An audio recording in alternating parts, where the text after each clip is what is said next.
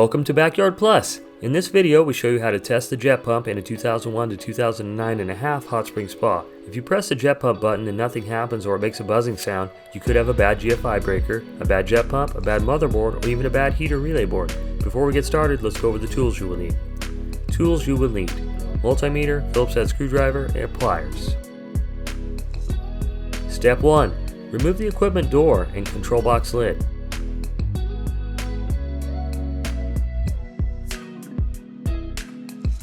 Step 2. Turn your multimeter to at least 300 AC volts. Make sure it has a fresh battery.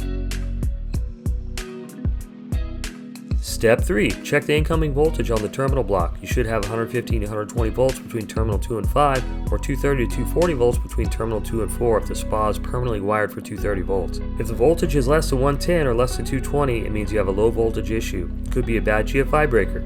Call an electrician to have the breaker tested. If the voltage is good, move on to the next step. Step 4. Press the jets button to start the problematic jet pump. Step 5. Place one lead on jet pump black or jet pump red and the other on jet pump white. You should get a reading of 115 to 120 volts on your multimeter, or 230 to 240 for spas wired for 230. If you have good voltage going to the jet pump but it's still not working or it's making a buzzing sound, it means you have a bad jet pump.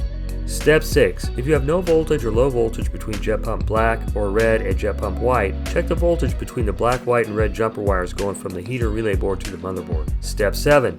Disconnect power from the spa. Step 8. Disconnect the black, white, and red jumper wires from the heater relay board.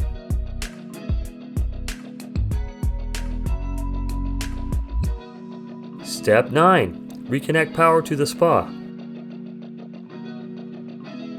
Step 10. Test the voltage between the jumper wire terminals on the heater relay board. You should have 120 volts between black and white. If your spa is a permanently connected 230 volt spa, you should have 120 volts between black and white and 120 volts between red and white.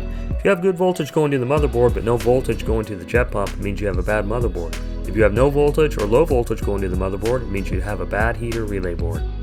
Thanks for watching. Our goal here at Backyard Plus is to save you money by avoiding costly service calls for repairs that you could easily do by yourself. If you have any questions or need to place an order, feel free to give us a call at 805-541-9000 or visit us online at backyardplus.com.